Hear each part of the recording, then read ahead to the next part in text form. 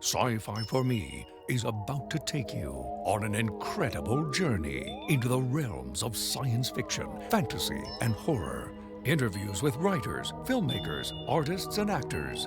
Conventions and fandom. Previews and reviews of movies and television. SciFiforMe is working to be the most popular science fiction magazine in the solar system. Subscribe now and enter the fantastic world of SciFiforMe, delivering the multiverse since 2009. All right. I was up till 4 a.m. getting ready for this. So I'm going to be drinking a lot of coffee this morning. Good morning, Multiverse. You're watching SciFiforMe TV, delivering the multiverse since 2009.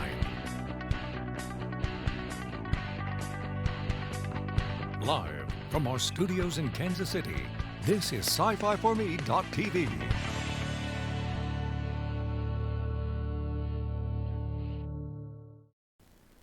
Hello, everybody. Welcome. Thanks very much for joining us for this wrap-up of the headlines for the week. Science fiction, fantasy, horror, comic-cons, video games, comic books, all sorts of different news items that we have on our list this week. Mr. Harvey standing by with the horror headlines.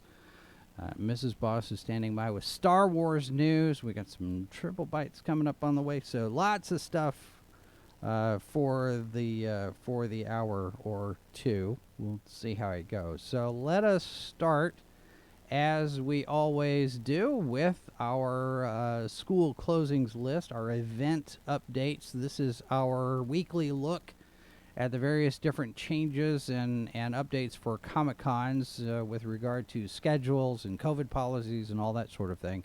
So not too many to get to this week. We only got a couple, and it is the 56-year mission. This is the Star Trek event in Las Vegas going on next weekend. This is the Creation event, I think. I think Creation's doing it. It's what? Yes. Okay, thank you, Mrs. Boss. Vaccination card or a negative test plus masks. And then ClexaCon in Anaheim, California, also going on next weekend. They are saying proof of vaccination or a negative test. And they're saying masks encouraged. So I'm assuming that means that the masks are optional, but they'd like you to wear them just in case. So those are the two that we've got for this week. Now, if you've got an event that you would like for us to include on our list, you can go over to SciFiforMe.com, click on the Conventions tab, and you will find an alphabetical list of nearly 2,500 events that happen worldwide. And as far as we know, as near as we can tell, Mrs. Boss is staying on top of this and updating as we go. Those all are active and current events, or they're upcoming. So we want to make sure that your event is on that list. So you can send us a note, events@SciFiforMe.com, and let us know about your Comic-Con or Library Con or School Con or whatever it is that you've got. We want to make sure that we include that. As far as I know, we have the most comprehensive list anywhere on the web. There are other lists that are out there, but they don't have as many as we do. So we want to make sure that stays the case. The other thing that we do that nobody else does, as far as we know, is help you plan for events. If you're going to be traveling next weekend to various different Comic-Cons around the world, you want to make sure that you're dressed for the occasion. You want to be sure that you're dressed for the weather. So, here's the weather.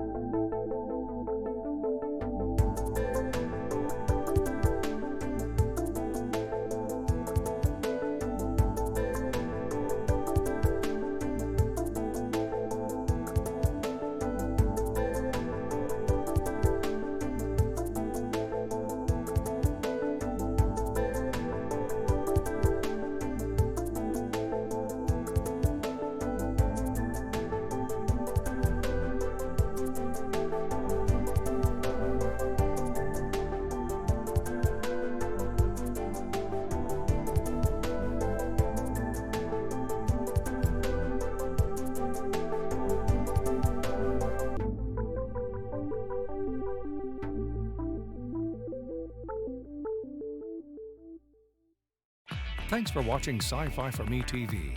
Be sure to connect with us on social media and subscribe to our channels so you don't miss our next broadcast. You're watching SciFiforMe TV, delivering the multiverse since 2009. We spent a lot of time talking about Disney's studio operations, but the parks division brings in quite a bit more money. And, you know, there's a castle right in the middle of everything. So, okay, fantasy. Disneyland is now rolling out new availability and prices for the Magic Key annual pass. There's a new top tier, the Inspire level, which is replacing the Dream Key. And the caveat is that as of August 18th, these are only available to people who actually already own these passes and want to renew. There's no word on new pass sales, but if that does get updated, then we will let you know when we find out. And of course, that Imagine Key there is only for residents of California. Spring 2023 in the UK. Get ready for the world of Jumanji. There's a new theme park set to open at the Chessington World of Adventures Resort, part of a global agreement between Columbia Pictures, location-based entertainment, say that 10 times fast, and Merlin Entertainments. $20.5 million development, giving you a chance to experience the Jumanji jungle for yourself. Tim Harrison-Jones, the divisional director at the resort, says it's the single largest development that Chessington has ever seen, and that includes a 55-foot tall jaguar shrine right there in the middle of everything. So there you go. If you want to go over to the UK and visit Chessington and get your Jumanji fix, that's how you do it. And coming up on August 31st, Wordfire Press will be open to submissions for a Dark Mermaid anthology. It's called Merciless Mermaids, Tales from the Deep, and they're spelling Tales Tails. Edited by Kevin J. Anderson and Allison Lungira, with an editorial team provided by the Western Colorado University Graduate Program in Creative Writing and Publishing. Kevin is an instructor over there. These are master's students. They'll be going through the stories to curate for final inclusion. They're looking for original Dark Mermaid short stories and poetry in fantasy, science fiction, horror, humor, and romance, PG-13 or better. And mermaids must be integral to the story. They're saying no reprints, nothing over 5,000 words. It pays 6 cents a word on acceptance for first anthology rights in print and ebook, which will then revert back to the author after 1 month of publication. We'll have a link to the submission guidelines in our notes, so you can check that out. Now, do you remember back in September, no, it wasn't, back a long time ago, there was this movie called R.I.P.D. This is from 2013. Jeff Bridges training Ryan Reynolds to be part of a team of dead police officers going after renegade ghosts.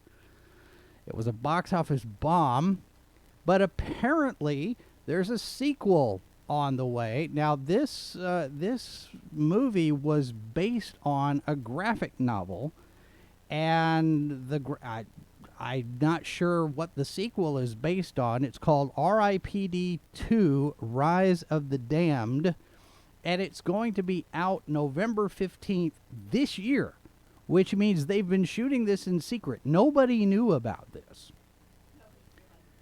Set in the American West in 1876, Sheriff Roy Pulsifer isn't too thrilled to find himself dead, but he gets a second chance after being recruited by the Rest in Peace Department, and he's got to put his plan for revenge on hold and save the world when a portal to hell is opened in the mining town. It should be noted, I said nobody knew about this. This showed up on the MPAA's film ratings site this week with a PG-13 rating, and it's the first anybody heard about it. It's coming from Universal Pictures Home Entertainment, so it looks like it's a straight-to-video sequel, which is kind of what they used to do back in the day. Those of us who are of an age will remember. I mean, Starship Troopers built an entire franchise on direct-to-video sequels. Those were the days, right? Buffy the Vampire Slayer actor Nicholas Brendan was rushed to the emergency room following what's reported to be a cardiac incident. This is his second cardiac scare, according to a statement posted on his Instagram account. This happened a couple of weeks ago. Now, the first cardiac event happened after his spinal surgery last year. Brendan has not had an easy time of it.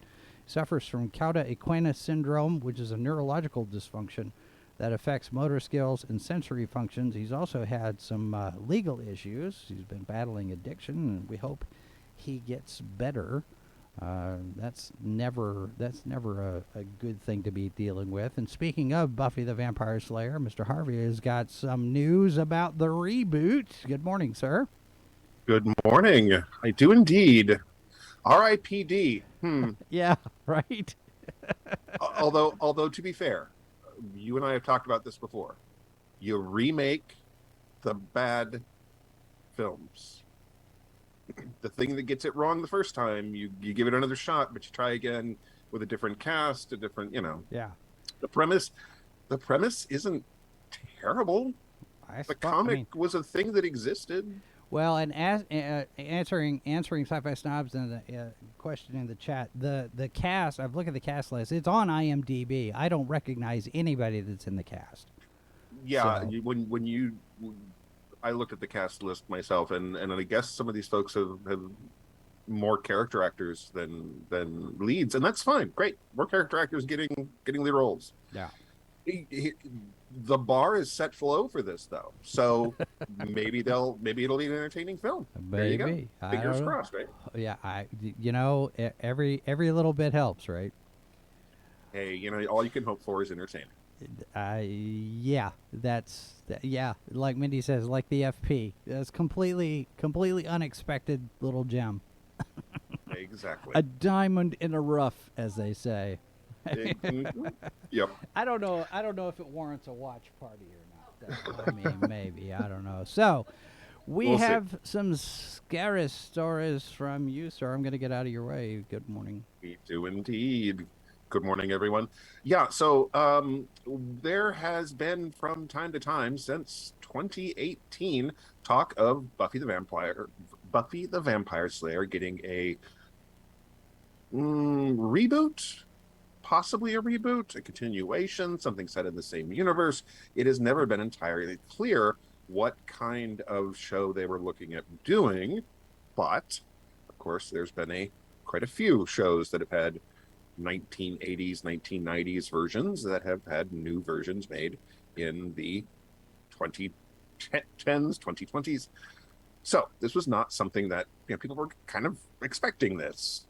2018, lots of talk about it, and quite a bit of talk since. However, the Hollywood Reporter's TV's Top 5 podcast this Friday, they spoke to executive producer Gail Berman, who said that the project is now on hold, on pause, which is even worse. Both of which are often terms that indicate that it's not gonna happen. So if you were looking forward to it, probably not going to get it. And certainly, depending on who's got the rights for it at this point, it's could be tied up with the Warner Brothers thing, because of course we originally ran on the WB. So we'll have to see what happens there. If we're looking forward to it, it's probably not going to happen. If it is going to happen, it's probably not going to happen the way that it was, whatever format they were looking at doing it right now. And of course, there was also the fact that Joss Whedon was involved with this, and he's got his own set of issues with interacting with people right now. So we'll see what happens. All right. George Romero's masterpiece, Dawn of the Dead, is coming in 3D October 28th through the 31st. Regal Cinemas. This is something you can actually check out this Halloween. Tickets are available now over at the Regal site. If you're a fan of Romero, if you're a fan of Dawn of the Dead, if you have never seen a film in 3D in a theater, definitely worth checking out. I'm have to see if I can get around to this, because this looks like it would be a lot of fun. And this might come as a shock, but we have an R rating for the new Hellraiser movie. Who knew? This is actually something that a lot of news sites have been doing, kind of jokingly pointing out that, Hellraiser has gotten an R rating, because what else would you get? We would not want anything else but an R rating for the new Hellraiser film. This is coming out for Hulu. And the rating is for strong, bloody horror, violence, and gore, language throughout, some sexual content, and brief graphic nudity, which means it sounds like especially in early days, Hellraiser film. Of course, we have Clive Barker involved with this. He's involved with both of the new Hellraiser projects, this film, and of course the Hellraiser TV series that is on its way over at HBO. And David Gordon Green directed the pilot. Yeah, so we'll have, of course, a lot more news about that. And if you've seen The Black Phone, you might wonder why they're talking about a sequel, considering it is a contained story, but it's a popular film. And popular film means let's talk about a sequel, especially in the horror sphere. It's a very prominent thing to have horror sequels.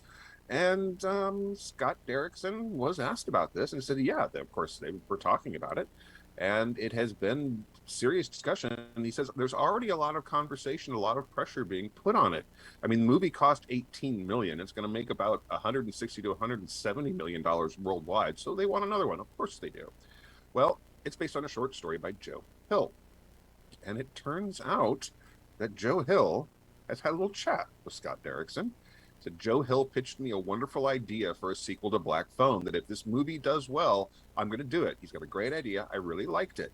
Joe's very protective and personal about his material, but he came to me with this idea, and I was like, that's how you do a sequel to Black Phone. That's terrific. So,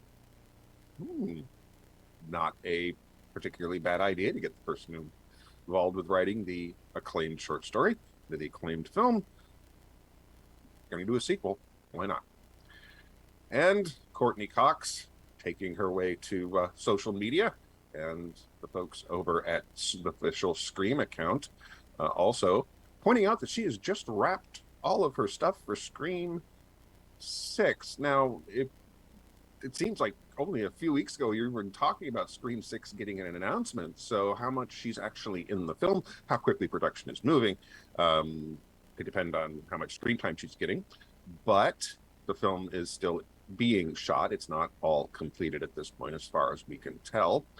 Of course, Cox returning and playing Gail Weathers, the official Scream account, made a reference, of course, to Friends with I'll Be There For You, as they were praising her term on this film. Of course, we're looking at March of next year for the next Scream film. And there's more Saw on the way. Now, this is the poster for Saw 6, and that is the director of Saw 6 is returning to do the new film, Kevin Greutert. He did Saw 6, Saw the Final Chapter, served as the editor for the first 5 films. And of course, we don't know much about the plot, but they say it's going to be more of what the fans want, which, if you're a fan of the Saw films, you know what that entails.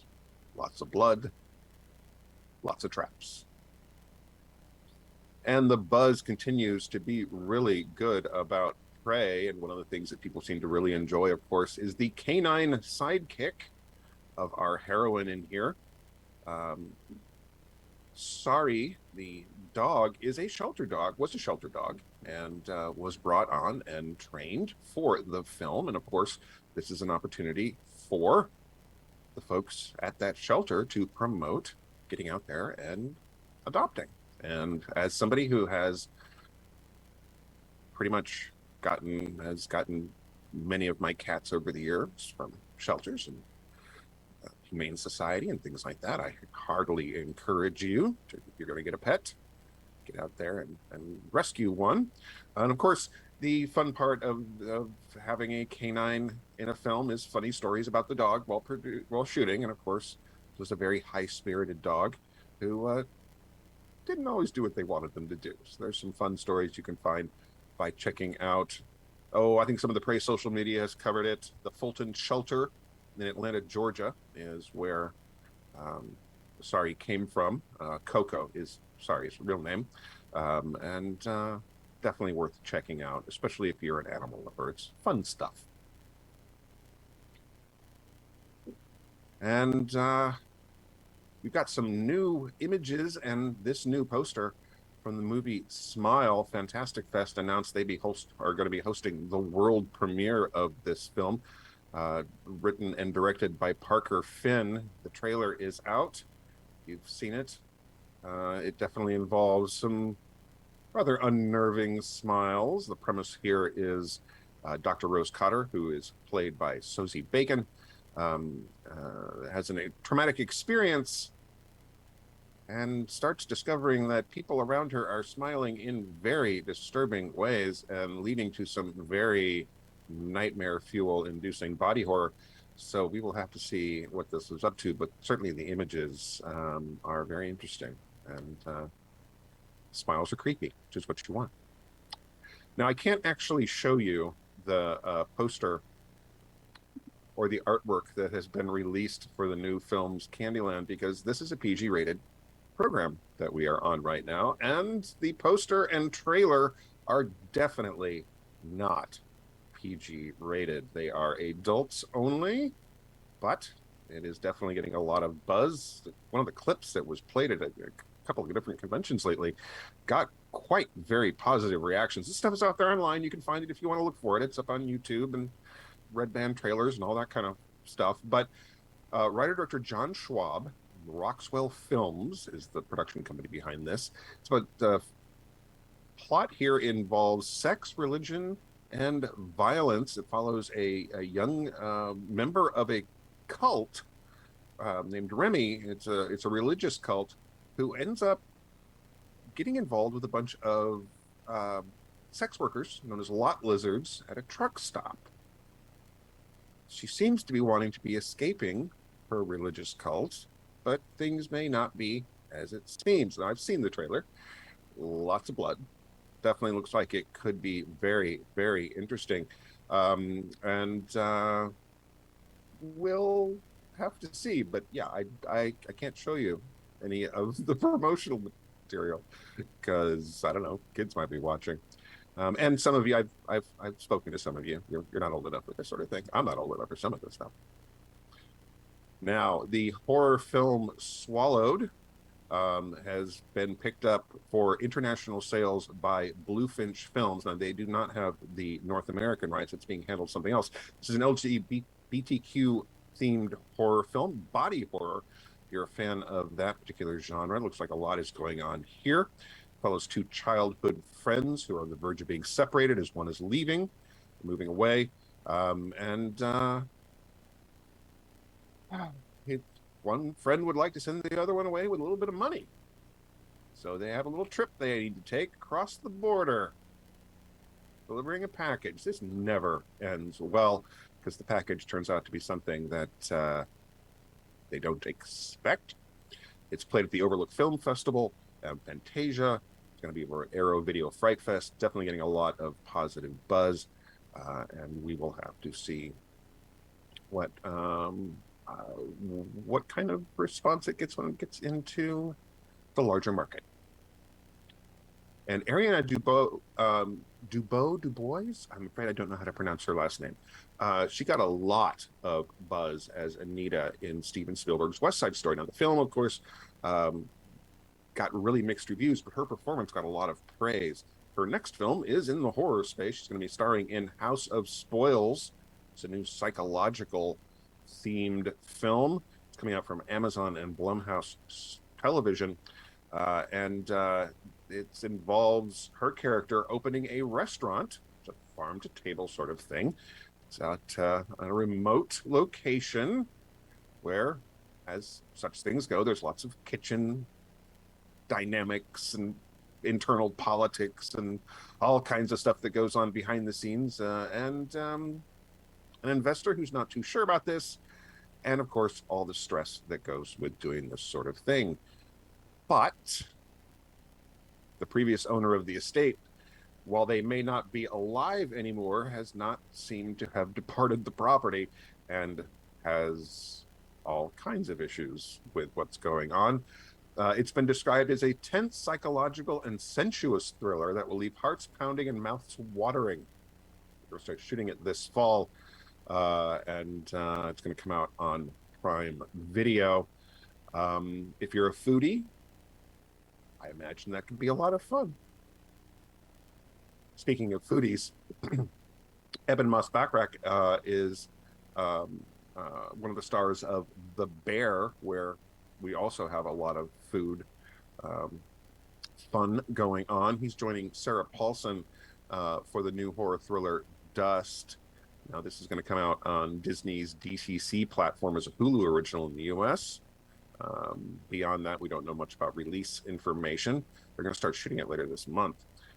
And the premise of this, and I think we talked about this last week, follows a woman, Sarah Paulson, who is trapped by increasingly perilous dust storms and haunted by her past encounters. She begins to feel that something is targeting her family and makes some choices on how to defend them. And because it seems to be the theme this morning, we have another food-based film. The Menu, the trailer is out and looks like a lot of fun. Yeah, Ralph Fiennes plays a chef at a very exclusive dinner party. Anna Taylor-Joy, Nicholas Hoult, and John Leguizamo, Judith Light, actually a pretty impressive looking cast, all go out to this very exclusive dining event, which turns out to have a different kind of menu, and the chef has certain plans for his patrons. If you're a fan of watching Ralph Fiennes be disturbing, well, it looks like a lot of fun. And on the video side of things, we've got a new edition of Red Dragon. A new HDR Dolby Vision Master is on the way. Then we've also got Universal Classic Monsters 4K Ultra HD, Frankenstein, Dracula, The Invisible Man, and the Wolfman, all coming. Bride of Frankenstein on the way. This set is the original set had Dracula, Frankenstein, The Invisible Man, and the Wolfman. This set has The Mummy, The Bride of Frankenstein, Phantom of the Opera, and Creature from the Black Lagoon. These are all making their debut on 4K Ultra HD. Definitely something to pick up, something I'm going to have to pick up. Also, we have King Kong coming out from the Archive collection from Warner Brothers, and that's coming out on Blu-ray. Then we've got Dracula versus Frankenstein coming from Severin Films. All these fun classic films making their way to various updated formats. It's 2-disc Blu-ray with slipcover. It's available for pre-order. It's not coming out until October. But it's packed with special features here. Tons of interviews and behind-the-scenes commentary and that sort of thing. It also comes with Brain of Blood, in case you needed an extra reason to pick this up. And we've got a full trailer and a lot more teaser images for the new Wednesday series coming from Tim Burton. And it seems very much like what you would expect from a series about the Addams family and, of course, Wednesday Addams. Jenna Ortega, of course, in the lead there, and this particular image shows the entire family. Well, not entirely. There's some discussion about what's going on with Uncle Fester, but here we have Gomez, Morticia, and her brother Pugsley. That's Isaac Ordonez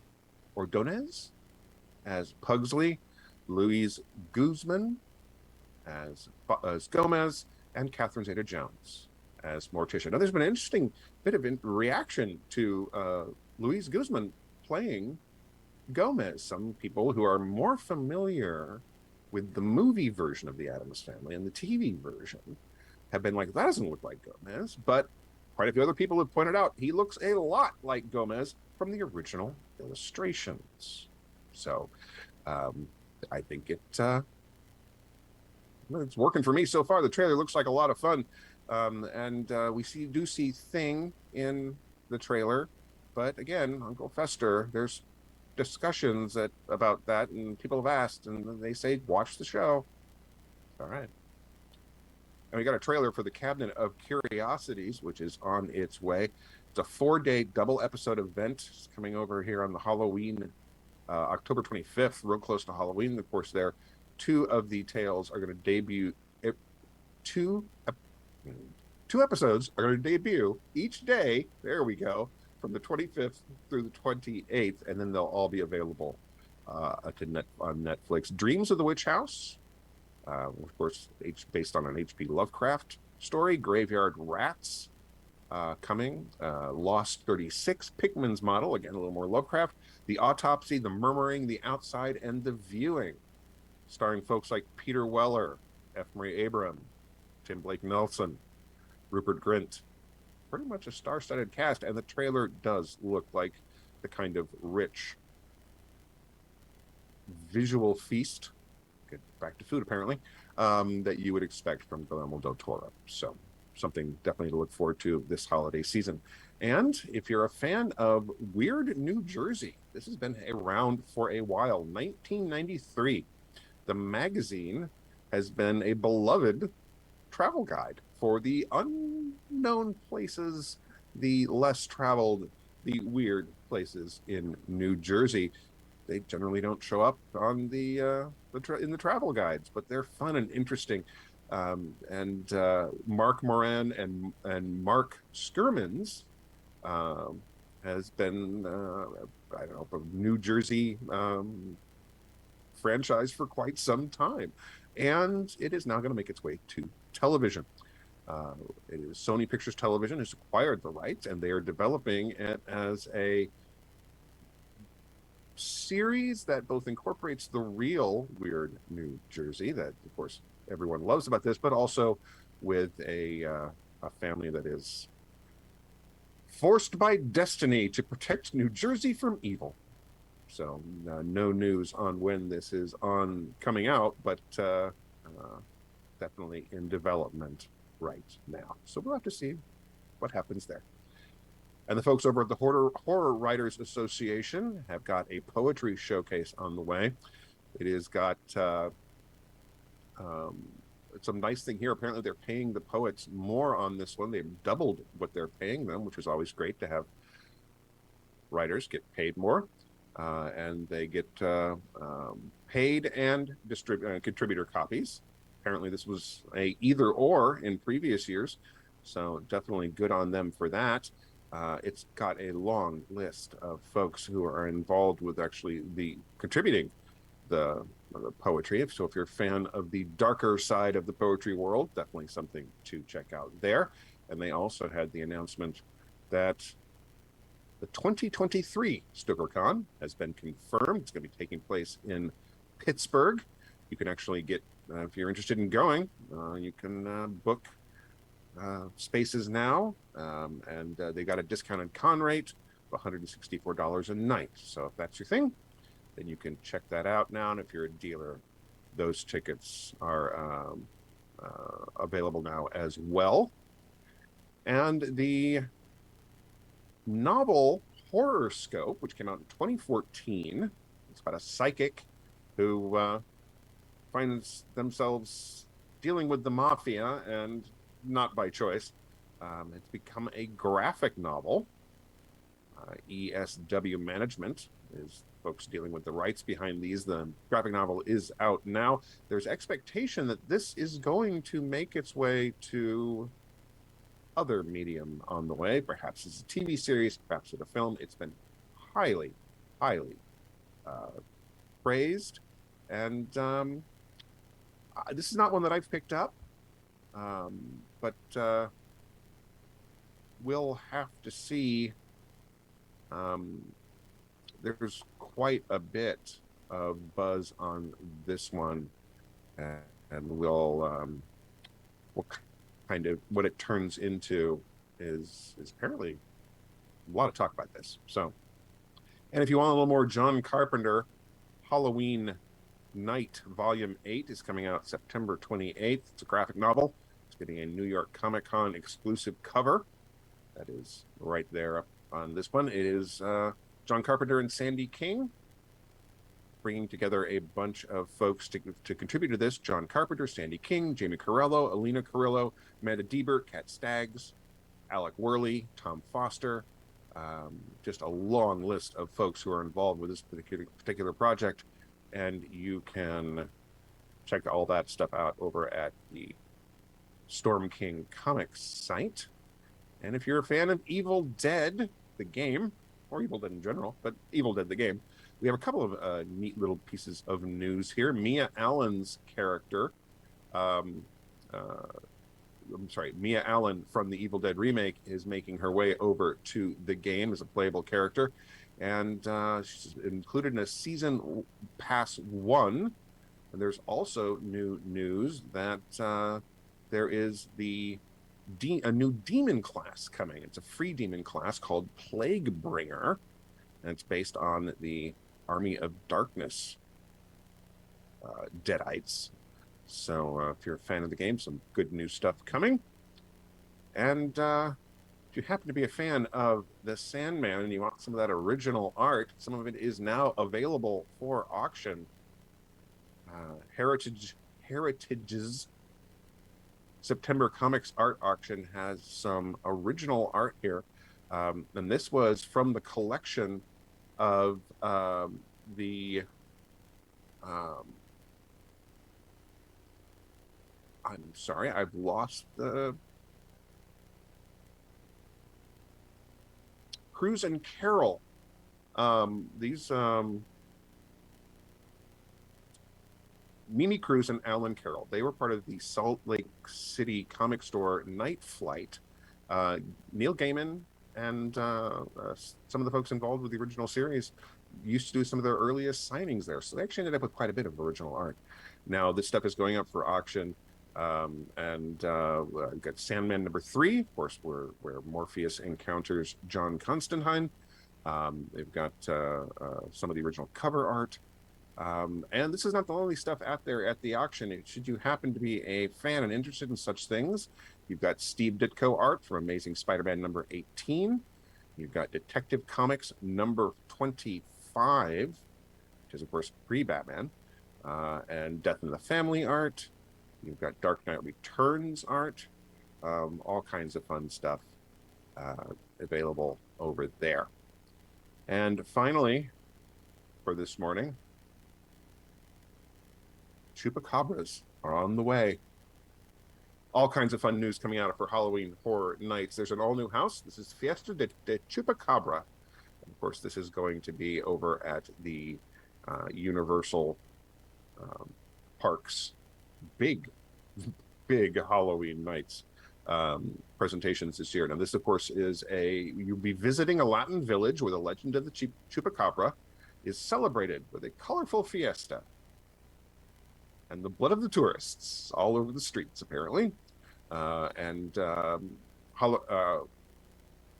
Horror Nights is involved in Day of the Dead stuff over quite a few years. So this is a logical extension.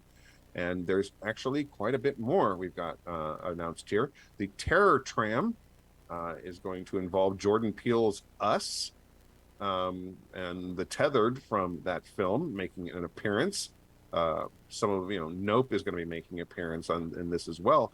And you've got a psycho. You take the Terror Tram and it takes you past these iconic horror locations on the Universal lot. So you've got the Psycho House, you've got the War of the Worlds set. And then, of course, it's going to choreographed massacre from the Nope set. So then ending with a Tethered, apparently. So definitely going to be a fun period of time. If you want to make your way out to this sort of setup, there's we got a full lineup here. We've got the Weekend After Hours Nightmare. We've got Halloween. We've got the Horrors of Blumhouse. We've got Universal Monsters Legends Collide, and then we've got a short film has popped up from the Killer Clowns from Outer Space. Now, this, of course, is also part of the Halloween Horror Nights, and it's not particularly long, but if you've seen the original Killer Clowns from Outer Space, well, it fits right in. So it's definitely a lot of fun.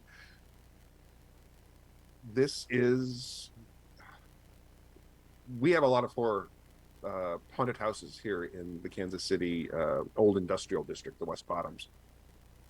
Nothing quite on this scale. Definitely something I'd like to check out one of these days. And that's what I've got for you guys this morning. I hope that you have a great weekend and enjoy all your fun horror throughout the week. This is always a fun experience for me on every Saturday morning, and we hope that it's fun for you guys as well. Thanks for watching. But if you want more Killer Clowns from Outer Space, well, guess what? Christopher Hoffman is up next with Killer Clowns from Outer Space. Who knew? Have a great morning, guys.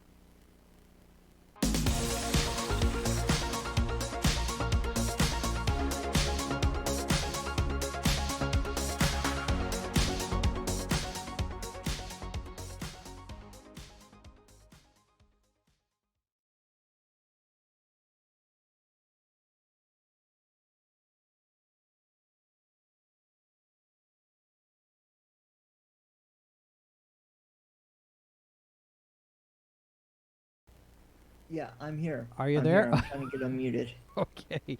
All right. I was starting to wonder if the Killer Clowns got you. And no, not yet. Almost. All right. I almost got wrapped up in cotton candy. So. Ah. Okay. Well, I will get out of your way. Good morning, sir. Good morning. Hello, all you seekers of weird and wonderful cinema. Welcome to Vault of the Killer Bees. This is the place that celebrates genre films that lie just outside the mainstream, films that are so bad they're good, and, of course, the hidden gems. Now, not so long ago, clowns were not considered the stuff of nightmares. They were beloved pranksters that delighted in bringing smiles and laughter to young and old. But in the 70s and throughout the 80s, interpretations of them began to change. Their garish face paint and lollipop-colored outfits turned from beacons of joy to bonfires of grease-painted malevolence. Now, I suppose you have a few people to thank for that shift in perception. Stephen King, of course, and certainly serial killer John Wayne Gacy's alter ego Pogo. But it was three brothers from the Bronx, Stephen, Charles, and Edward Chiodo, that really cemented the look of evil clowns that would become nightmare fuel for countless kids and quite a few adults, myself included. Here. We got the Stone Martin Weasels going on.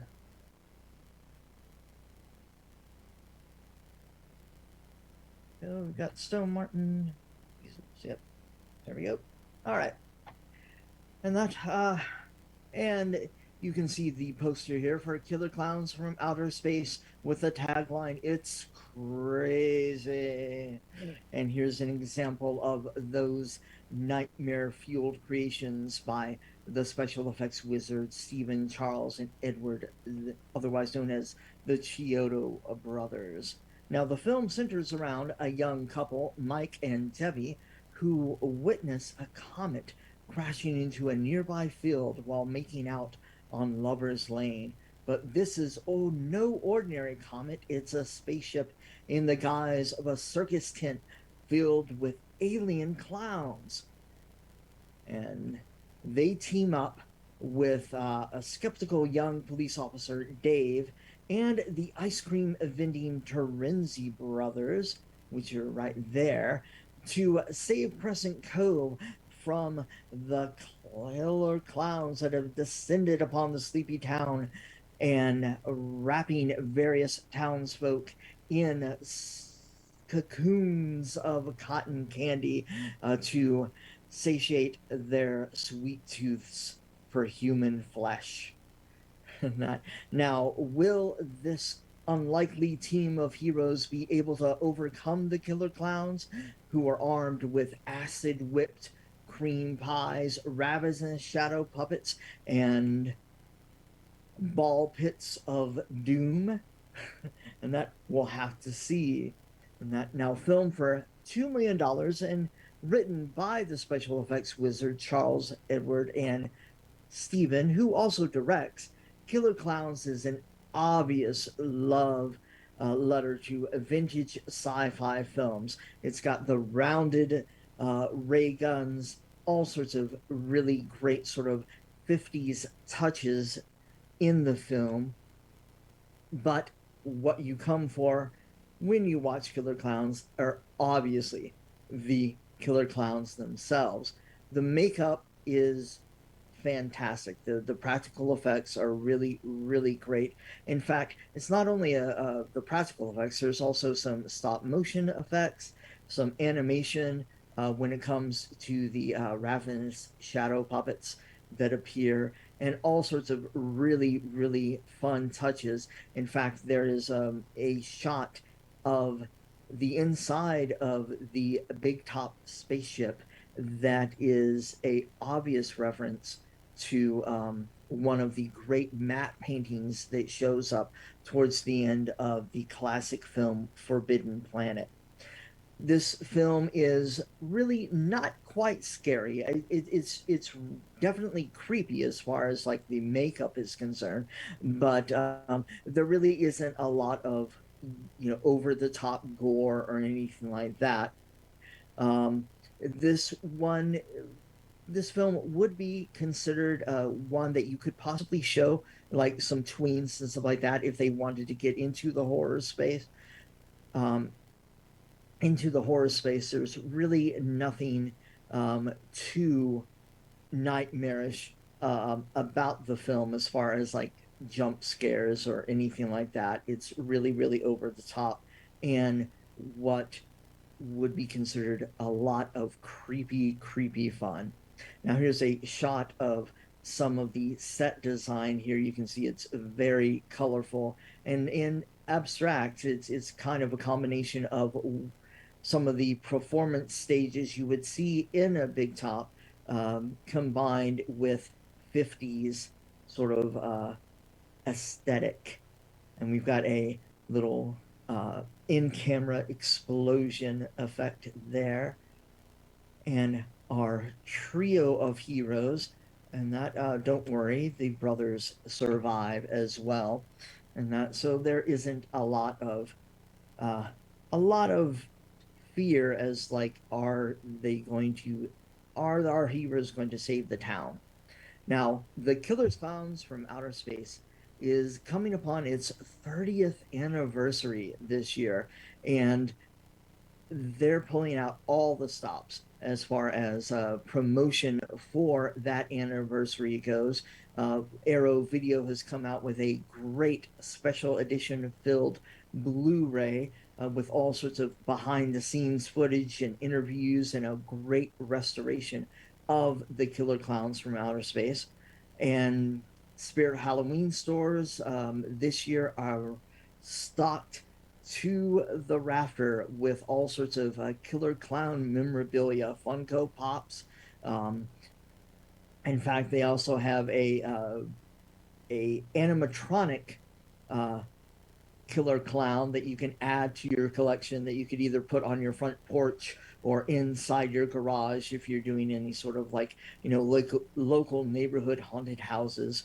There's going to be signs, all sorts of great stuff. And of course, as Tim mentioned before, the Killer Clowns do have a new short film out that helps promote the Universal Studios Halloween the Haunted Halloween Nights, and it's really, really short, but it is really, really fun, and it does have one of the iconic characters from Killer Clowns as the star. So if you have about a minute and 30 seconds, I definitely encourage you to look that trailer up on YouTube. It's really, really fun, and it'll get you in the mood to watch Killer Clowns from Outer Space. And that does it for this episode of A Vault of the Killer Bees. If you enjoyed this, please give us a like and turn on that notification bell so you never miss another episode of Vault of the Killer Bees.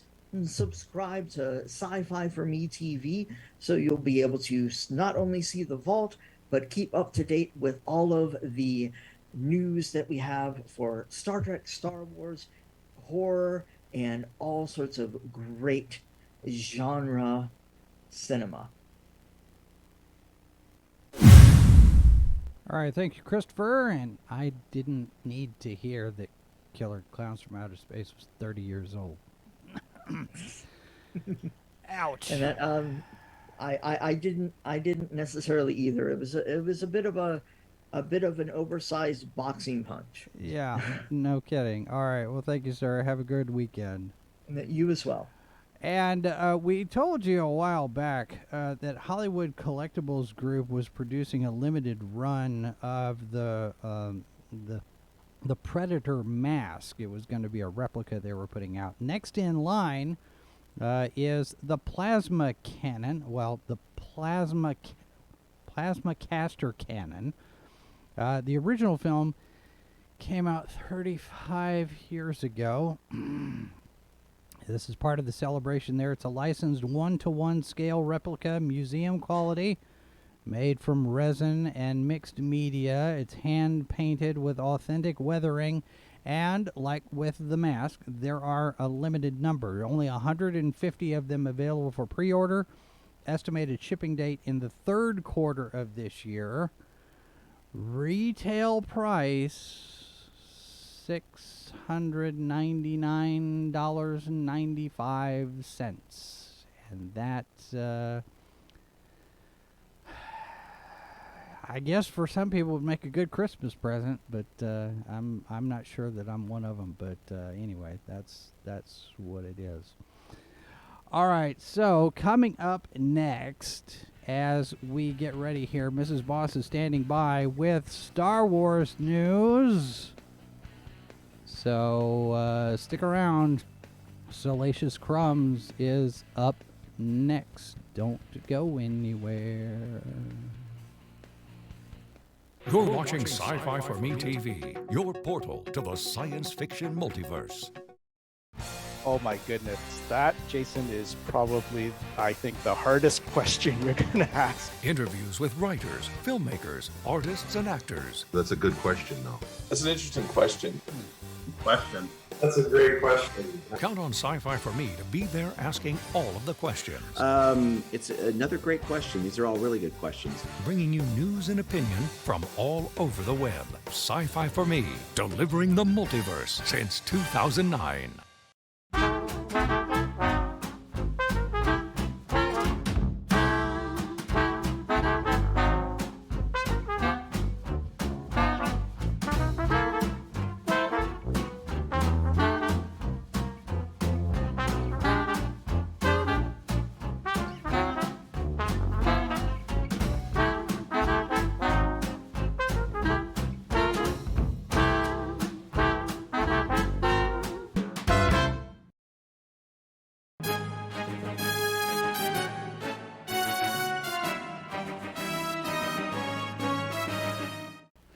And good morning and welcome to this week's edition of Salacious Crumbs.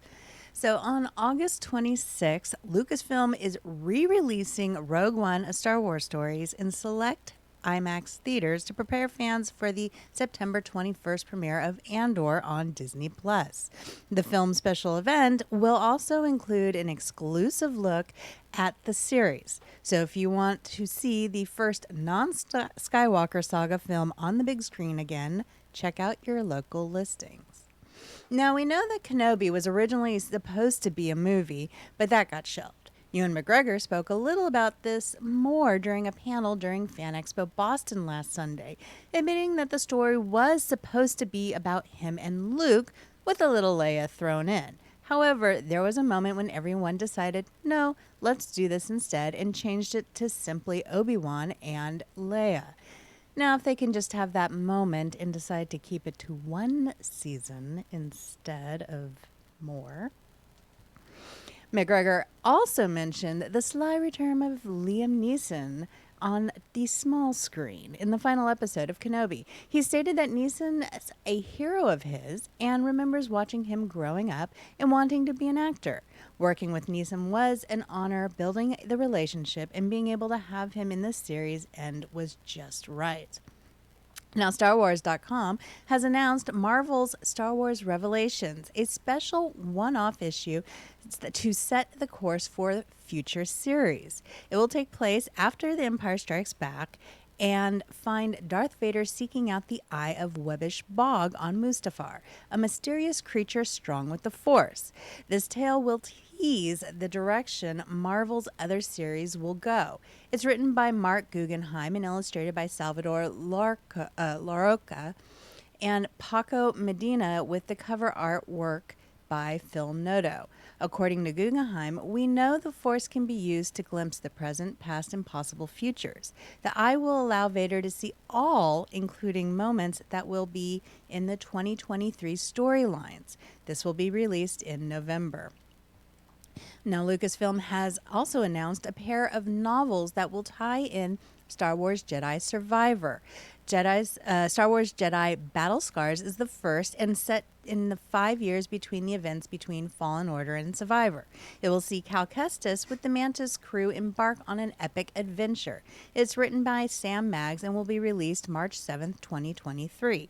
The art of Star Wars Jedi Survivor chronicles the development of the sequel and will feature concept art and creator commentary. This will be released May 2nd, 2023. Now, last month, it was announced that Star Wars Knights of the Old Republic had been put on an indefinite hold by Aspyr after firing their art director and design director, and the release time frame was up in the air. Now we have a promising new update, maybe. Eurogamer has shared that Embracer Group revealed in their quarter one interim report that one of its AAA games being developed by Aspyr has been moved to another studio within the group to ensure the quality bar is where we need it to be for the title. Now, the report did not state which project, but speculation does point toward Knights of the Old Republic remake. Embracer did state they didn't expect any material delays on this movement.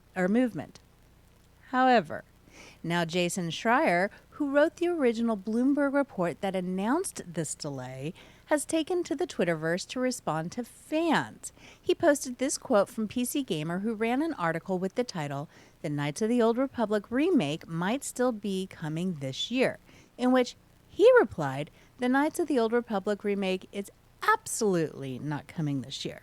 His tweet got so many responses, including one implying that a 2024 release, in which Schreier rebuffed with, "Even 2024 is wishful thinking unless they park down the project." He then explains that he believes the lack of progress over the 2 years of development was the reason for the move, and that if anybody believes moving it without having a delay, well, he's got a Wookiee to sell to them. Rosario Dawson had a busy weekend at C2E2. Besides panels and meeting fans, she was inducted into the Rebel Legion by Illinois and Wisconsin-based Rebel Legion Nar Shaddaa base. It was presented by Base Commander at Life After Zul, who was joined by at Commander Pop-Tart and the Patty Shack. After her panels, she joined them at their booth, chatted with their garrison and Legion members with the Chicago 2D2 Droid Builders Club. During a panel at Fan Expo Boston, Ming-Na Wen did talk a little bit about the second season of the Book of Boba Fett. As she put it, "Second season of the Book of Boba Fett, I hope. I never count my chickens before they hatch because in this business, you just never know. But knock on wood, they'll be announcing that soon." Who knows? Over at Fanboy Expo Knoxville, Christopher Lloyd responded to the rumor of his role in season 3 of The Mandalorian. And from the looks of it, Lucasfilm has gotten to him too. When asked about it, he responded, "We were all sworn to secrecy, so I don't know." Well played, Doc. Reddit user Ahsoka is back with the Acolyte rumors. This time they state they have seen concept art of a planet with large snow-covered mountains alongside tall cities that have tentacle-type features and bell-shaped roofs.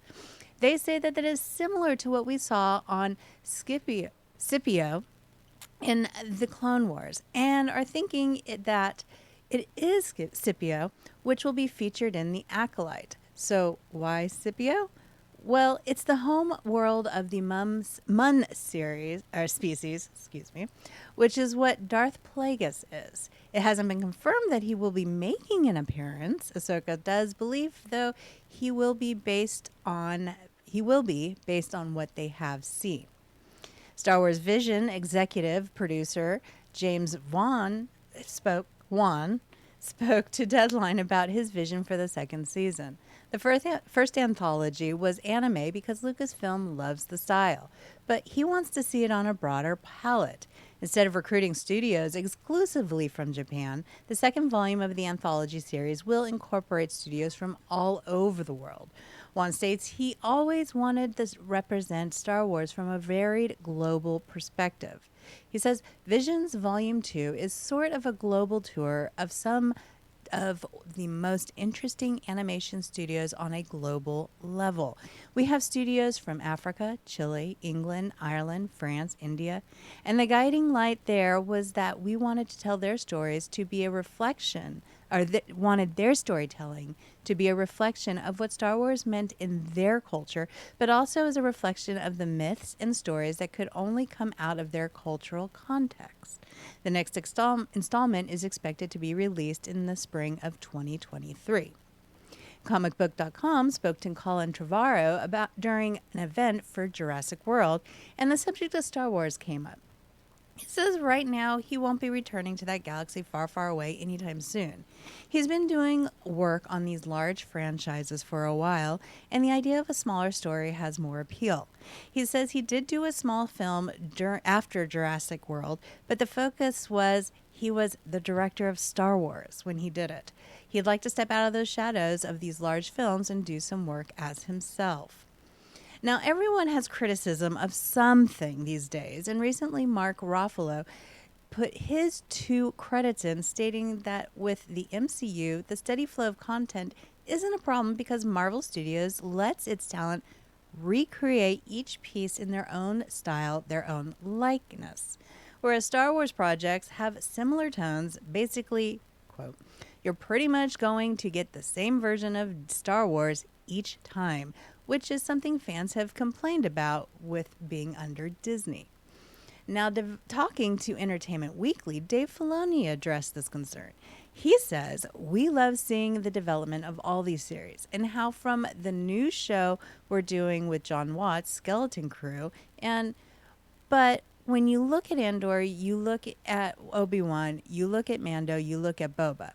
They all do have a different feeling, a different tone, and I think that's remarkable and really speaks to the serialized nature of Star Wars and how it can be a very flexible galaxy.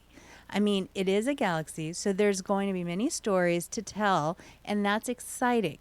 But I don't know yet. I'm waiting to see a little more as I put together what that tone becomes because it's evolving right now. It's evolving." Now, even Taika Waititi had a thing or two to say since he's been on both sides. He noted that Marvel and Star Wars have very different styles, but does admit that the tone of the first films should be adhered to since it is what fans like. It can't be disrespected. Filoni calls it a flexible galaxy. It has its own history and its own set of rules versus the MCU universe. Both have stories that are connected, but since Star Wars is a genre within itself, the multiple stories of the MCU allows it to try out different genres and styles. So, what do you think about these arguments? Who's right And who's right? Let us know in the comments. The Toy of the Year Awards are just around the corner, coming up in September 20th in Dallas. And this year's nominees include 3 Star Wars toys. Hasbro's LOLA 59, which is Lola, the animatronic edition, Leia's droid from Obi-Wan Kenobi, nominated for Action Figure of the Year. The Cal Kestis Legacy lightsaber hilt from Disney Consumer Products has a nod for Grown-Up Toy of the Year, and for Game of the Year, Star Wars Villainous board game from Ravensburger. You have till September 2nd to cast your vote at toysawards.com, and we'll have the link for that in our notes.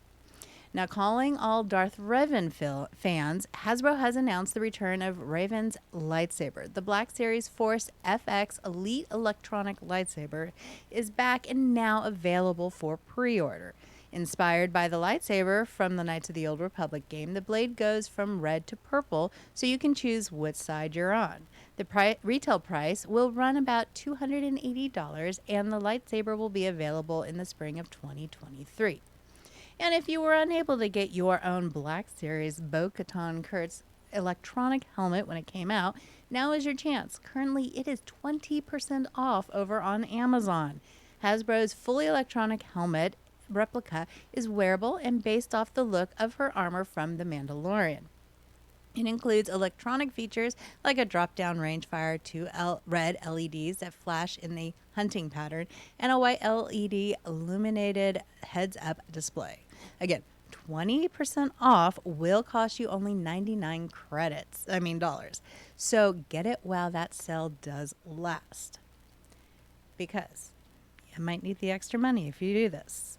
I hope you're still saving for that trip to the Galactic Star Cruiser, because it just got a little more expensive. According to Pirates and Princesses, they have heard that the portrait experience will be increasing from $99 to $399 beginning October 17th, 2022. Apparently, the $99 was just an introductory price. This 30-minute experience with a Disney Photo Pass photography will make sure your group looks their galactic best and will take you to select locations.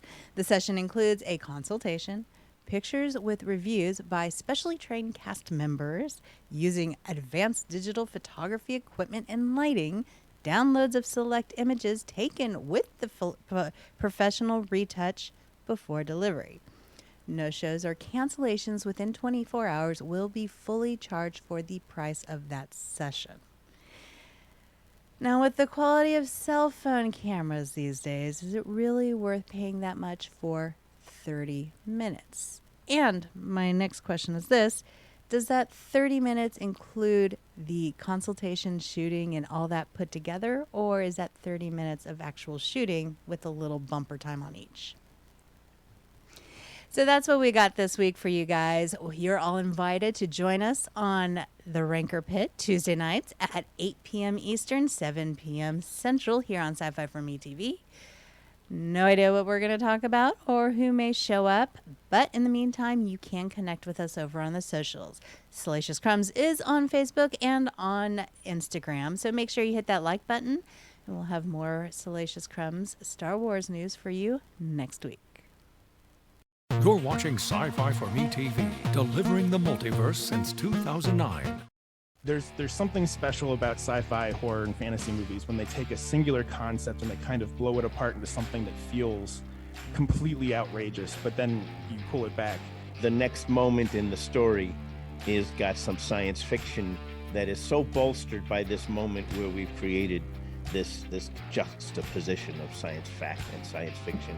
It makes it a lot of fun, and it makes it quite believable. Live from the bunker, only on SciFiforMe TV.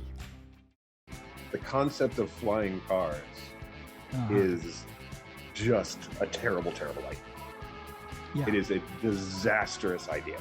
People can't drive on a level, flat surface, let alone, it's, trust me, this is one of those things where you want con to be thinking two-dimensionally. The H2O Podcast, Monday night at 8, only on SciFiforMe TV. You're watching Good Morning Multiverse, live on SciFiforMe TV. Make sure my microphone is on there. All right. Our condolences go out to the family of director Wolfgang Petersen, who gave us such films as Air Force One, Troy, The Perfect Storm, most notably Das Boot, and his first Hollywood picture from 1984, The Never-Ending Story, followed by Enemy Mine. He was also gave us Outbreak and Poseidon, which was the remake of the Poseidon Adventure. No cause of death was reported. Petersen is survived by his second wife, Maria Antoinette Borgel, son Daniel, and 2 grandchildren. He was 81 years old. And following the attack on Salman Rushdie, J.K. Rowling posted a statement of support, after which she received another round of threats, and this time something a little unexpected. Warner Brothers Discovery comes out with a statement of their own in support of Rowling, who is in communication with police on this latest threat on her life.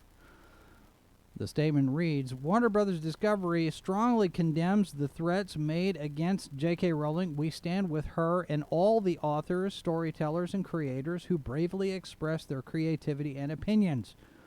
WBD believes in freedom of expression, peaceful discourse, and supporting those who offer their views in the public arena. Our thoughts are with Sir Salman Rushdie and his family following the senseless act of violence in New York. The company strongly condemns any form of threat, violence, or intimidation when opinions, beliefs, and thoughts might differ.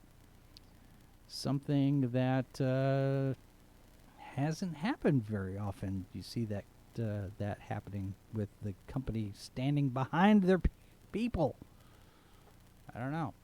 And maybe that's what we've got kind of going into this one. Ezra Miller maybe finally getting some help. We talked about this on Wednesday's Live from the Bunker. Miller offering up an apology for his behavior, saying he'll be getting mental health treatment. The announcement was made on Monday, and according to Deadline, it comes after at least 2 months of efforts from Miller's agent, Warner Brothers, friends, family, colleagues, all trying to get him to seek help. Looks like maybe there's some progress to be made on that front. We'll see what develops. Actor Jordan Elslis, who's been playing Jonathan Kent over at Superman and Lois, he's exiting the show ahead of the 3rd season, as reported by Variety. Warner Brothers Television issued a statement on Tuesday citing personal reasons for his departure. Sources say the move is not workplace related. The role will be recast. And Jeff Johns is back at DC Comics. I mean, he never quite totally went away, but he's got some new titles. One of them, something that's been teased for a very, very long time, the return of the Justice Society. November 2022, we will get a one-shot, The New Golden Age, from Johns, Steve Lieber, Jerry Ordway, and Diego Olatorgi, which will spin out 2 new titles. We'll get Justice Society of America by Johns and Michael Janin, where a new JSA comes together to defeat an enemy that's come crashing through the entire history of the team. And there's plenty of questions. Only the Time Masters know the answers. Also coming from John's, Stargirl, The Lost Children, with artist Todd Nauck. This one has Stargirl teaming up with Red Arrow to search for several teenage heroes from the past who've gone missing, vanished without a trace. New Golden Age is out November 8th. Stargirl, November 15th. JSA, November 22nd. And also this sad note, condolences to the family and friends and colleagues of artist Tom Palmer, who passed away this week. He got started in comics with Wallace Wood way back in the day. Went to work at Marvel, where his first assignment was drawing an issue of Doctor Strange, and then he was the inker for that book when Gene Colan took over art full-time.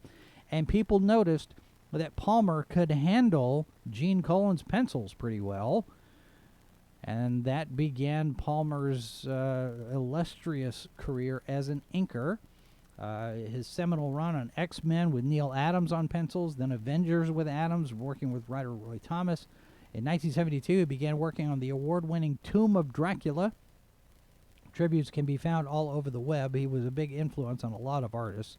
No cause of death was reported. He was 80 years old.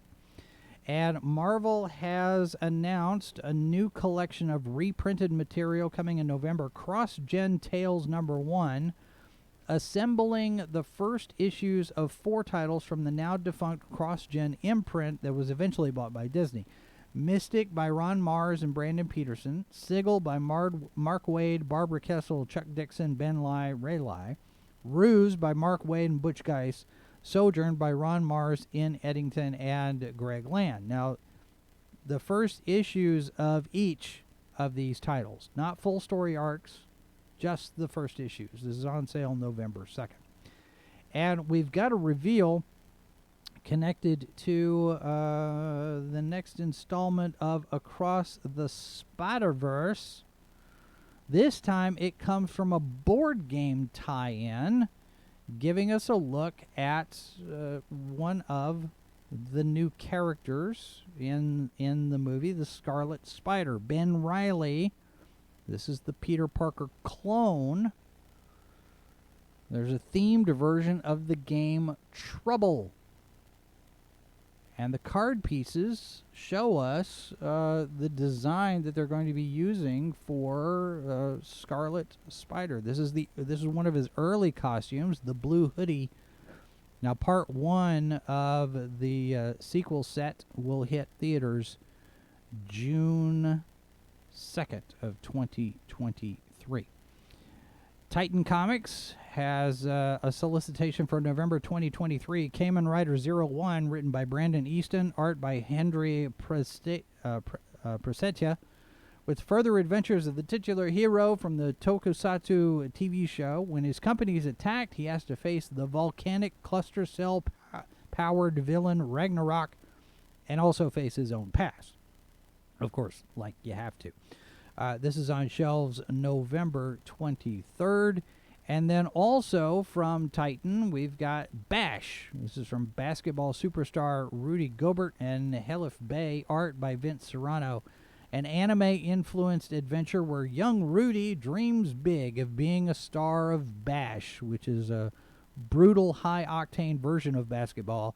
He just might make his dreams come true if he can avoid the threats that come from every corner of the galaxy. See, you were wondering why I was talking about basketball here. It's a space basketball story. It's in stores February 15th, 2023.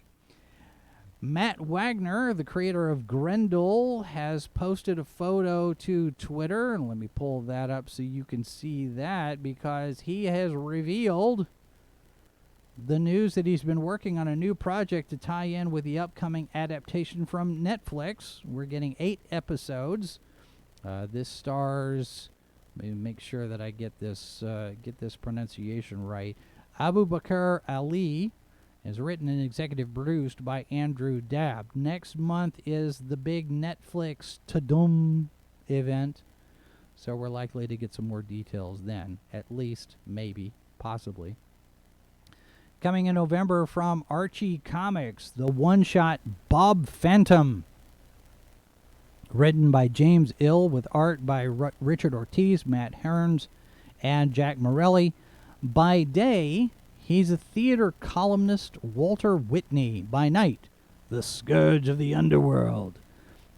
But in a New York where crime seems to be dwindling, he hasn't got very much to do as the scourge of the underworld. So Whitney doesn't have as much heroics to report in the paper. So now he figures he has to create some enemies. Screen Rant has a preview. We've got a link in the notes. This is on shelves November 16th. Boom Studios has announced a new title, a series from Jason Aaron and artist Alexandra Tefegni. I may have butchered that. Tefengi. Once Upon a Time at the End of the World. It's a post-apocalyptic miniseries delivering a love story at the end of the world, the apocalypse. Book 1, Love in the Wasteland, available in November. Each book looks to be 5 issues, a total of 15, telling the story of Maceo and Mezzi trying to survive on a planet ravaged by environmental catastrophe. Okay. Scotty Young is back after 4 years away, coming back to I Hate Fairyland, teaming up with artist Brett Bean to deliver The Return of Gert, a young lady who's been trapped in the mythical world of fairyland since she was a child. And the original 20-issue run went from October of 2015 to July 2018. This story is picking up with a new ongoing series. Gert has escaped fairyland. Now she's grown up and she's got to go back. IO9 has a preview. You know, this artwork kind of reminds me a bit of Ren and Stimpy. So, I don't know. Take that for what it's worth. All right, we talked about this in depth on yesterday's Live from the Bunker. A remake of The Wizard of Oz is on the way from producer Kenya Barris and Warner Brothers, and I'm not quite sure about this one myself. Barris will write and direct the reimagining of the 1939 classic, according to Deadline. Notable is that they're not reporting this is based on the original book, but rather the musical film. Now, it could just be how the article is written. There's no details on this yet. Barris hails from Blackish, You People, Coming to America, the sequel, the upcoming remake of White Man Can't Jump. He's also planning a biopic about Richard Pryor and a feature-length musical about Juneteenth. This will go just fine, right? Just fine. Just fine. We'll be back. You're watching SciFiforMe TV, your portal to the science fiction multiverse.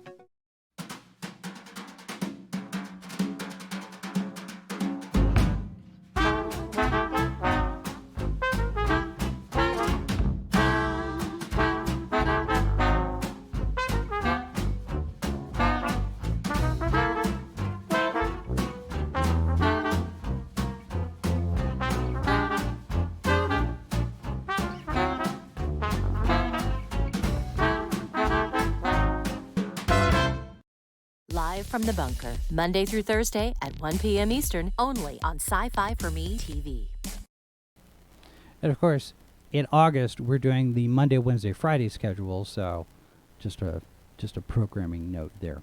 All right, if you happen to be near a Flashback Cinema location on the 21st or the 24th, the original 1985 and never to be remade, hopefully, Back to the Future will be screening in theaters in selected states. Kansas and Missouri don't have Flashback Cinema locations, sadly. But they're in a number of places in the U.S. Flashbackcinema.net is the website for showtimes, any of you who are close by. Add a new Doctor Who Blu-ray set, part of the collection, this one giving us Season 2 of the show with William Hartnell as the first Doctor. BBC says this is the biggest release yet, a limited edition 9-disc box set with 37 episodes, and it includes the 2 missing episodes of The Crusade. They've been reconstructed using photographs and the broadcast soundtrack. So they got a recording of the audio, and they're just matching it up with photographs from the episode that have survived. The other episodes have been remastered from the best sources available, plus special features including some documentaries, audio commentary, and there's even a newly produced announcement video starring Maureen O'Brien returning to play Vicky after all these years. We've got a link to that in our notes. And speaking of Doctor Who and some rumors and stuff, David Tennant over at Fan Expo Boston teasing the 60th anniversary event. According to Nerds and Beyond, Tennant says set photos aren't even close to the whole story, and he confirmed a closed set, which means secrecy. And he and Catherine Tate shot with many other people, although he didn't say who. Of course, people are now speculating all over the place, hoping for additional cameos and returning cast members, but there's nothing so far that would indicate that that might be the case. So we will see what we can see. Now, on Thursday, we got the announcement from Wizard of the Coast during their streaming event. Magic the Gathering will be part of the 60th anniversary celebration of Doctor Who with a themed set of cards in the third quarter of 2023. The set will include 4 commander decks, collector's boosters for a limited time, print-on-demand secret lair cards. The project will feature doctors, companions, villains, locations from throughout the 60-year history of the show. And it'll include the new Doctor played by Judy Godwa. This is part of Magic's Universes Beyond product line, which crosses over with other franchises. WotC also offered up an update on their Lord of the Rings Tales from Middle-earth set. This is also coming in third quarter of 2023. A fully draftable booster set, legal in competitive play. The digital release will include a new battlefield, mastery pass, player avatars, and pets. And besides character cards, there will be borderless scene cards that you can combine to build out various scenes from the trilogy using art by Tyler Jacobson, kind of like what you see here. We also have some news about the Warhammer 40,000 set that hits the streets October 7th. Each of the 4 Commander's decks will embody strategies for each army. You've got the Imperium of Man, Forces of Chaos, the Tyrannid Hive, and the Necron dynasties, plus a unique version of Sol Ring with artwork specific to the factions. So there is that, and that leads us into the rest of our gaming news. Hello everyone, welcome back to another round of video game news, this time for the week of August 20th, 2022. I'm Mark D'Alfonso, and let's just jump into it, because once again, a lot has happened in the world of video games this week. In our first story of the week, Embracer Group has been making many more purchases in the world of video games. You may have, if you've been a viewer for a while, you may have heard me talk about them before. Well, they've made another big purchase this week for they have acquired many different more studios this past week. They acquired Tripwire Interactive, who are known for making the Killing Floor series, Tuxedo Labs, who are known for their game Teardown, Singtrix, who is known for vocal processing effect tech, Physical Distributor Limited Run Games, but the biggest piece of news to come out of this is that they have secured the rights to publish video game adaptations of Lord of the Rings and The Hobbit, which we all know by J.R.R. Tolkien. Embracer Group's acquisition of Tolkien's universe includes Middle-earth Enterprises, which owns the rights to the video games, board games, merchandise, and other related works. And other companies that are acquired include Tatsujin, which is Embracer's first studio located in Japan, Bitway Games, and Geotech, a leading game accessory brand. With these acquisitions, Embracer now owns over 120 video game-related companies, and it keeps seeming as though the number is going to continue to grow, and Embracer is going to have quite the empire for themselves in the world of video games. And now, speaking of Lord of the Rings, there is a teaser that I'd like to talk about now. Video game publisher Private Division announced via their Twitter that they are working on a new Middle-earth game with Weta Workshop, which we all know is the company that did the special effects for Peter Jackson's Lord of the Rings movies. And unfortunately, this is another case where we just got a little tease, and there isn't a lot of information on this new game just yet. We don't know if it's going to be something brand new or if it's going to be a sequel to an existing series. But this is pretty exciting because again, The Lord of the Rings still holds up even almost 20 years after their release. So it'll be interesting to see what Weta does in a new medium that I haven't really seen them work in before. And now, switching from Lord of the Rings to Marvel for just a second, unfortunately, I have a bit of sad news in regards to Marvel this week, because it had just been revealed that Just Cause developer Avalanche Studios was developing an open world Iron Man game when the first Iron Man movie came out. Studio founder Christopher Sundberg revealed in a new interview with MinMax that the game was in development for a couple of years. The game would have allowed players to fly anywhere and punch people through walls with Iron Man's repulsor gloves, at least during one phase of development. Sundberg said that there were many great people involved in this game's development. However, it was ultimately cancelled for unspecified reasons around 2012 or so. Sundberg is also quoted as saying, "It would have been great, I'm sure," and honestly, I think it would have been great too. I can only imagine an Iron Man game with the mechanics and stuff of the Just Cause games. That would have been completely insane and fun to play. And honestly, aside from Spider-Man, Iron Man is probably the one character that I would want a open world action game to play, because that just sounds like so much fun. It's a shame that it didn't happen. Maybe it'll happen one day. I hope so. Disney, just take all my money on that. And now, next up, we're going to talk about a game that we know for sure is coming out, and this is the sequel to Telltale Games' episodic adventure, Tales from the Borderlands. The sequel to this game is called New Tales of the Borderlands, and it has received a release date. The release date is the 21st of October this year.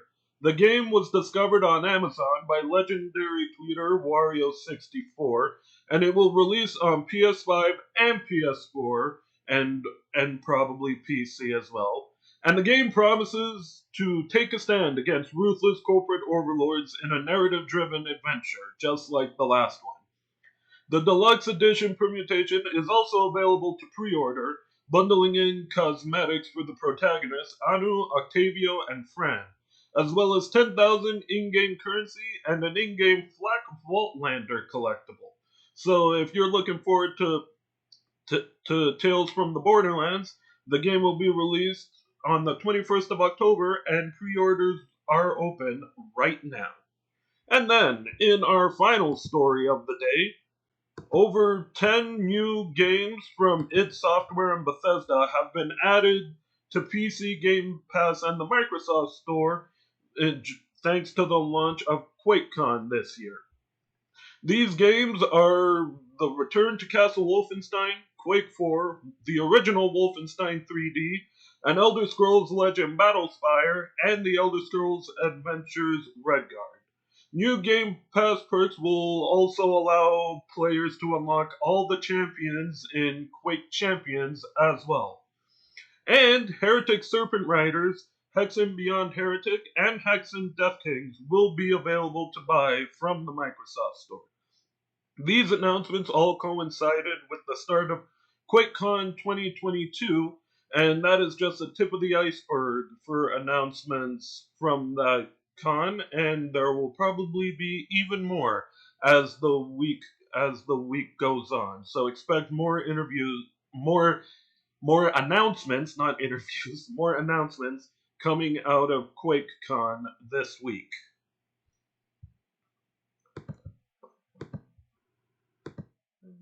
And there you have it, folks. That is some of the news-worthy stories in the world of video games for the week of August 20th, 2022. I am Mark D'Alfonso.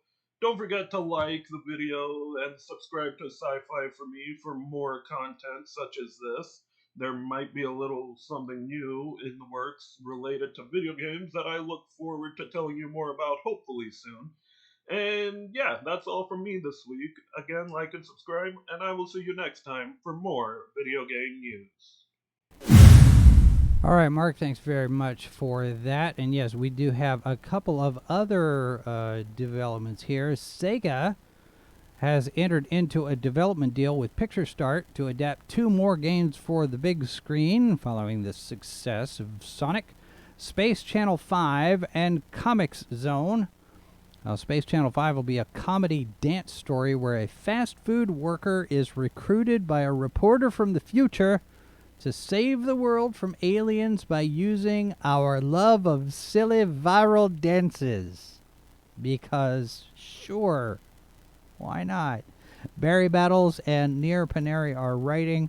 Comic Zone follows a jaded comic book creator and a young writer who gets sucked into the final issue of said writer's popular series, and they have to set aside their differences to stop a dangerous supervillain, like you do. This will be written by May Catt, who also worked on Young Justice, which apparently is not getting a 5th season yet, and Transformers War for Cybertron, among other titles.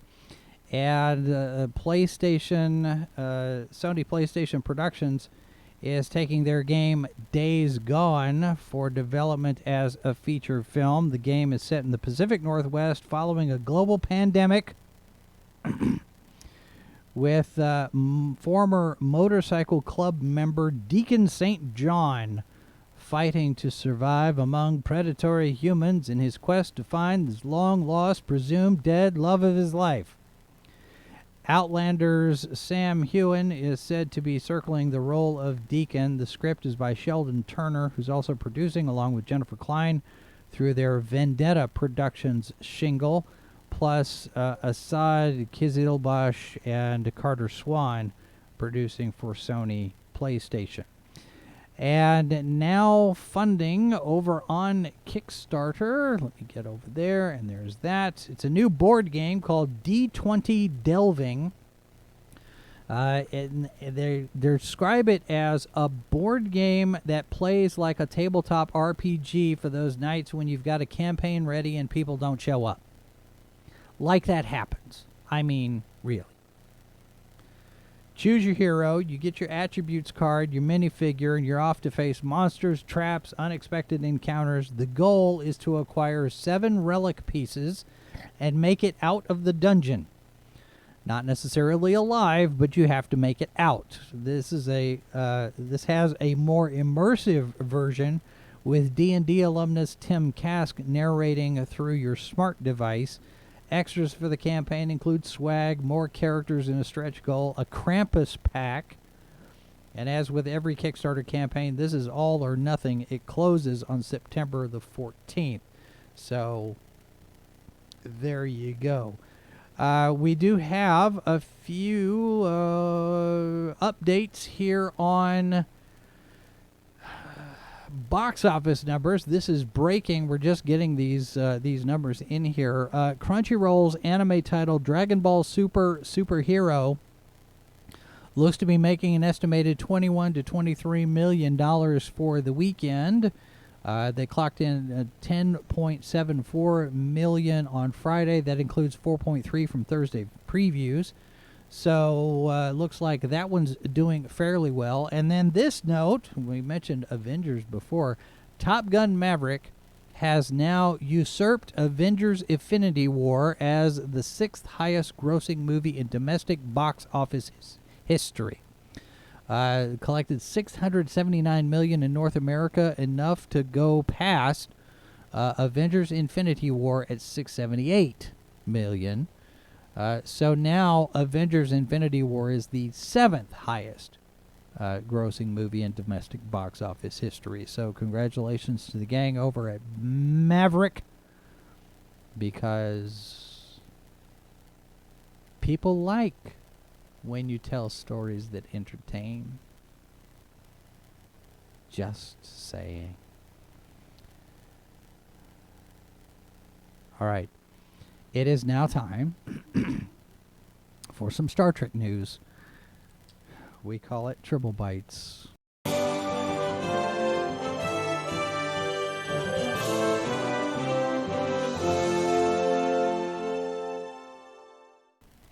All right, news here that broke just late Thursday night, I believe. The appeals court decision is in the Vic Mignogna defamation case he brought against Funimation and several voice actors. Mignogna's appeal has been denied.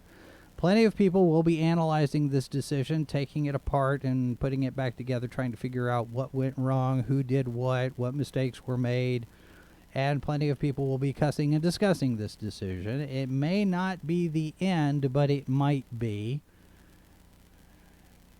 We'll report if things develop any further. And just a note here, a reminder, if you will, just because he lost this round doesn't mean he was wrong. Just saying. All right, so congratulations are in order for Strange New Worlds, taking home the Legacy Award from the Hollywood Critics Association Television Awards. This is an honorary award presented to the cast and crew in recognition of their innovative but faithful representation of the franchise. HCA Vice President Nestor Bentancur says the show encapsulates everything the Legacy Award stands for, taking a beloved franchise and paying a respectful tribute while modernizing it for a newer generation of fans. So congratulations to them on that achievement. A couple of weeks ago, we told you about Star Trek Day coming back on September 8th. Now we have a few more details. Lower Decks, Tawny Newsome, and... well, let's see, wait a minute, where did I go with that? There they are. Tawny Newsome and Paul F. Tompkins will host a 2-hour live event starting at 3 p.m. Eastern. They'll be broadcasting from the Skirball Cultural Center in Los Angeles. Now, earlier this year, Skirball hosted a Star Trek exhibition. It went from October of last year to February of this year. We spoke with Laura Mart about that back in October, right before the exhibition opened. We'll have a link to that in our notes if you want to see that interview.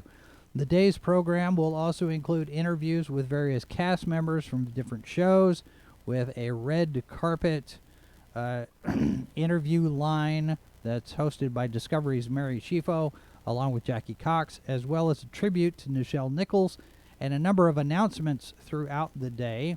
Also, selected cities around the world will host pop-up augmented reality Delta portals, quote-unquote, so you can use your mobile device to visit various different Trek environments.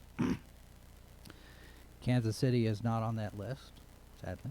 You can find the full lineup over at TrekCore. We'll have a link in the notes so you can watch live at StarTrek.com, as well as the Paramount Plus YouTube and Twitch channels and their various social media accounts for that. And then we've got more comic book tie-ins. This one from IDW, a 5-issue mini-series connected to the upcoming video game Resurgence.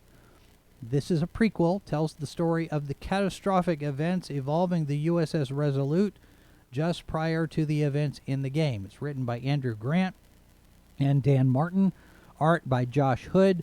Dr. Leah Brahms has gone missing, and the Resolute is sent to find her and her research, which could revolutionize warp technology. This will be on shelves in November. And the Prodigy game, Supernova, is out in October, and the show is getting not one, but 2 novels as well, both of them out January 17th. The first book, also called Supernova, written by Rob Perlman, is for middle grade readers.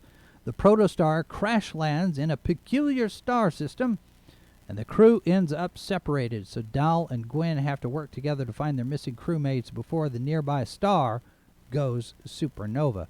The second novel, A Dangerous Trade, written by Cassandra Rose Clark, also for the middle grade set, has the protostar finding a worn transporter coil. The crew finds a worn transporter coil on the ship, and they decide to trade for parts at a market on a distant planet, and Janeway is not too sure about this. And rogue traders have decided they want something bigger. Namely, they want to steal the ship. So can the crew defend the ship and stay out of trouble? We'll see. These are up for pre-order now. No cover art yet. They'll be available in hardcover, ebook, and audiobook. And over in Germany, New collections, trilogies, putting together various novels with new cover art. This is the Destiny trilogy from David Mack. We've also got the Prey novels from John Jackson Miller, and the Prometheus stories from Bernd Perples and Christian Humberg. These are going to be out starting in October, running through December. And we've got some new merch from Fan Sets. We've got this Prodigy Com badge available as either a magnet or a pin. And then we've also got this Bajoran Militia badge based on a screen-used original, also available, either magnet or a pin bag. Each of these will run you $20 over there. And then we've got these Strange New Worlds memorial pins. Now, this is a limited set. There's only 250 of these, 12 pins in the set. Replicas of the various memorial pins that were worn by the crew in that episode. This will run you $120. They're available online, and they'll also be available at the convention next week in Las Vegas, where you will also find, for the first time, the Confederation of Earth Star Corps badge from Picard Season 2. This is the alternate timeline badge. It's a little oversized for my taste, but hey, this will debut at the convention. Then it'll be available online on Fanset's website. And coming to your collection, if you order it, this is from X06, the next 1/6 museum grade figure, Porthos. All right, well, Porthos and Captain Archer, fine, whatever. This is available for pre-order now. 30 points of articulation on the Archer figure. I'm not sure that there's any articulation on the dog. Comes with accessories and a display base, approximately 31 centimeters tall, 12 inches for you and me in the U.S. The duty uniform matches the pattern and color from the original in the show. The photographs that we've got are the prototype. So the actual production model might vary just a little bit, and we've heard that Scott Bakula is very particular about his likenesses. So the final bit will meet his approval, I'm sure. This will run $185 plus $25 flat fee for shipping. Expected delivery should be in December. And that's it for this week. We don't have any Orville news. So, you know, we're still in a holding pattern whether or not we're going to get any kind of a season 4 for Orville. In the meantime, stick around, stay tuned. We will have more Star Trek and Orville news on next week's Triple Bites, so join us for that. Spanning the globe with an electromagnetic signal aimed at the visual and auditory receptors in your brain. This is SciFiforMe TV. That's a really good question. Yeah, that's a great question. That's a good question. That's a good question. But that's a really good question. That's a great question. When you need to know, count on SciFiforMe to be there asking all of the questions. That's been a question I've been asking myself quite a lot. That's a tough question. This is a rough question. That is a deep question. Bringing you news and opinion from all over the web. SciFiforMe, delivering the multiverse since 2009. Thanks for watching SciFiforMe TV. Be sure to connect with us on social media and subscribe to our channels so you don't miss our next broadcast. You're watching SciFiforMe TV, delivering the multiverse since 2009. You're watching Good Morning Multiverse, live on SciFiforMe TV. Some bad news for fans of Eric Flint. Following his death earlier this year, we now have word his company, 1632 Inc., will cease operations and release all the staff. So without Flint as the driving force behind the company and their imprint, Ring of Fire Press, the financials are such that continued operations would be unsustainable. They'll be working with authors to revert their creative rights, not something they wanted to happen, of course. but the reality on the ground is such that it's what they have to do. So that's an unfortunate bit of news for them. Sarah Hoyt posting to Facebook the cover reveal for the next book in the Shifter series. This is book 4, Bowl of Red, art by Jack Wilder. Hoyt says the book is almost done and is going up for pre-order soon. So whenever we have that information, we will get that to you as well. Rebellion Publishing has revealed the cover art for the upcoming sci-fi novel The 10% Thief by Lavanya let me make sure I get this right. Lakshminarayan. Set in a futuristic Bangalore, now known as Apex City, the story celebrates how the smallest seeds can start the biggest revolutions. With the right image, values, opinions, you can be part of the elite 20%. But if you fall into the 10%, those deplorable types, you risk losing access to even the most basic of services, water, electricity, power. Then the 10% thief steals a jacaranda seed from the virtual city and plants a revolution in the barren soil of the analog world. So apparently there's a digital reality and an analog reality. Previously published in South Asia, this will be available in hardcover, ebook, and audiobook in March of 2023. Now, this one might have you looking a little askance, but George R. Martin has posted an update on his blog. He's recovering from COVID, thank you very much. He's watched Sandman, and he really dug it. And he's digging out of emails after San Diego Comic-Con, and he says he hopes to wrap up the storyline for one of the viewpoint characters of Winds of Winter this week. Maybe 2 characters. Progress on Winds of Winter? It's a single line in the blog entry. But it actually sounds like he's just getting around to finishing up a plot outline. I don't know. I'm not sure exactly what he means by this. Maybe it's not as much progress as some people would like to have. Who knows? Martin also says he's seen every episode of Season 1 of House of the Dragon. Rough cuts for most of them at this point. He loves what they've done, so there is that as well. And we have a release schedule now for The Rings of Power on Amazon Prime. It'll premiere with 2 episodes on Thursday, September 1st in the U.S. at 9 p.m. Eastern, with a weekly rollout for the remaining episodes. And Oscar winner Viola Davis is the latest to join the cast of the Hunger Games prequel, The Ballad of Songbirds and Snakes. She'll play Dr. Volumnia Gaul, the head game maker and the villain of the piece, as it's reported, as cruel as she is creative.